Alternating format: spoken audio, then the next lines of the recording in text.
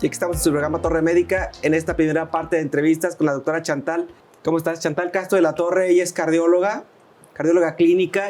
Pues la estamos de manteles largos, Chantal, porque de verdad hablar de padecimientos cardiovasculares ha sido una constante, pero no desde la perspectiva como tal. Hablar de infarto y síndrome coronario agudo es algo que la gente tiene una noción, pero que hay que darle un contexto, no solo con el afán de que sepan el diagnóstico, sino de prevención. Y gracias por venir. Gracias a ustedes por la invitación, Julio, Anaí.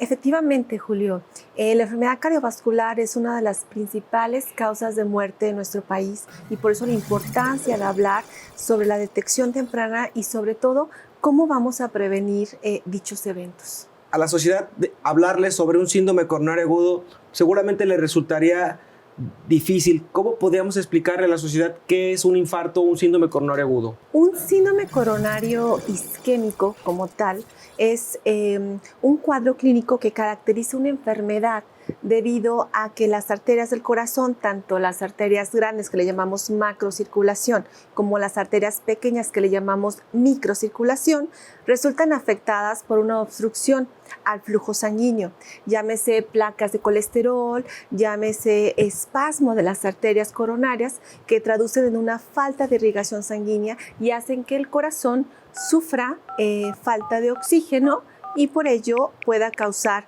tanto una denominada angina de pecho, que es lo que precede a un infarto, que es cuando la arteria se ocluye al 100%.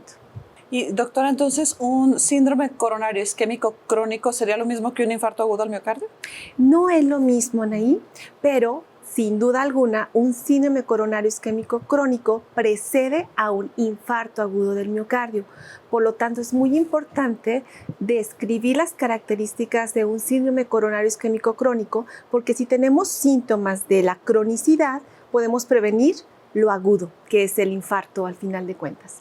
La confirmación diagnóstica de un síndrome coronario agudo, obviamente, la sociedad entiende como algo agudo, como la presentación súbita o la manifestación aguda de un evento que puede venir acompañado, dolor torácico, falta de aire, irradiación a alguna estructura. Pero la confirmación de como tal, ¿en qué se basa? Curiosamente, nosotros tenemos la idea que la angina de pecho, que es ese dolor clásico que acabas de describir, Julio, es el síntoma principal de una muestra de un infarto o un preinfarto, conocido como tal. Sin embargo, esto solamente se presenta en un 25% de los pacientes.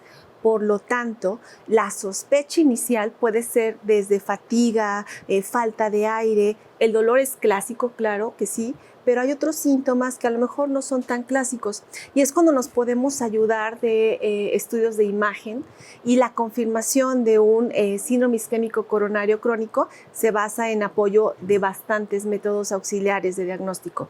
Y para un infarto agudo del miocardio, pues la clínica es fundamental, junto con biomarcadores que podemos tomar por sangre y estudios de imagen que también nos pueden ayudar a hacer el diagnóstico definitivo.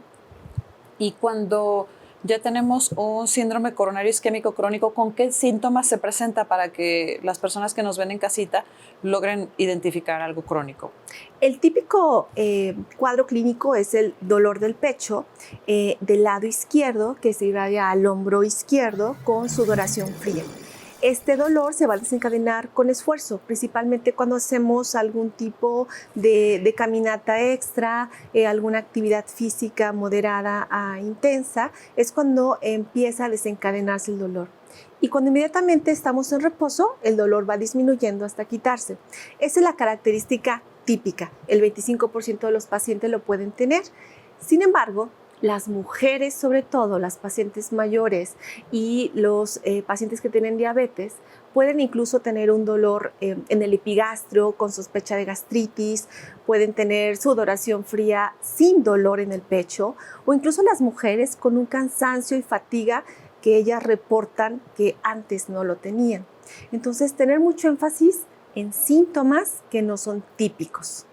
Cuando hablamos en medicina, hoy por hoy, la medicina ha basado sus aspectos clínicos y marcamos los factores de riesgo pero hablar de factores de riesgo para síndrome coronario isquémico crónico dicta el comportamiento porque es sobre lo que de alguna manera la sociedad podemos modificar esta condición. Y hablar de factores de riesgo entre modificables y no modificables puede ser ese diferenciador de lo que la gente en un momento dado, aún teniendo una historia familiar de enfermedad cardiovascular, pudiéramos detectar de manera temprana y cambiar el pronóstico de esto. ¿Cuáles serían esos factores de riesgo, Chantal? Este es un tema muy importante porque los factores de riesgo nos pueden ayudar a tomar decisiones sobre un paciente que tiene sospecha de cardiopatía isquémica crónica. Y justo los factores de riesgo es tener hipertensión arterial, sobre todo hipertensión arterial descontrolada, tener diabetes mellitus descontrolada, tener colesterol y triglicéridos altos. Esos son factores de riesgo que podemos nosotros controlar. Factores de riesgo que podemos modificar o evitar es evidentemente suspensión total del tabaquismo o evitarlo. El hecho de hacer ejercicio y llevar una vida con una dieta sana de estilo mediterráneo también puede apoyar. Y el sentido familiar que nos comentabas, definir que un paciente tiene un factor hereditario si tuvo familiares directos, padres o hermanos, con un infarto de corazón antes de los 55 años de edad, o si es mujer antes de los 65 años. Eso nos pone en un foco rojo, donde podemos investigar más sobre si tenemos síntomas equivalentes a la enfermedad. Hay un aspecto importante y la verdad yo lo quiero reforzar a través de tu presencia aquí en el programa, porque de repente el paciente no le queda claro que el atender un problema de desorden en las grasas en la sangre se ha convertido en una herramienta fundamental para cambiar el pronóstico, ¿sí?, en la enfermedad cardiovascular.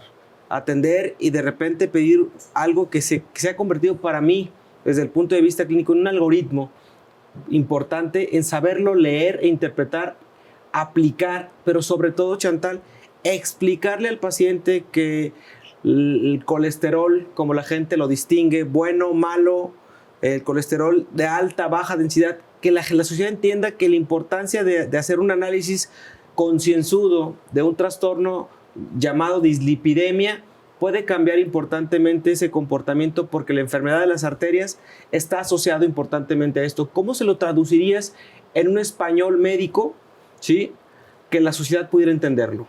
Claro. La dislipidemia, como la conocemos de manera médico, pues no es más que un descontrol en la acumulación de grasas en la sangre, que estas grasas pueden ir obstruyendo las arterias del corazón.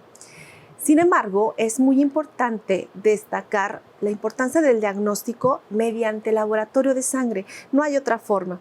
El hecho de estar delgado o estar con obesidad no significa que un paciente tenga grasas bajas o grasas altas en el cuerpo. Por lo tanto, la manera ideal es tomar un examen de sangre y en el examen de sangre podemos derivar un colesterol bueno, que se llama HDL, y un colesterol malo, que es el LDL. El que nosotros identificamos muy a menudo es que el LDL, el colesterol malo, es de los factores más importantes para decirnos que un paciente tiene riesgo de tener arterias tapadas del corazón, secundario a grasas elevadas. Entonces, de esta manera, nosotros podemos dar tratamiento a tiempo en caso de que el colesterol malo esté elevado. Y eso es solamente mediante un estudio de sangre. Digo, es importante, digo que la sociedad tenemos que entender que el tomarle un valor a esto y de repente siento una renuencia.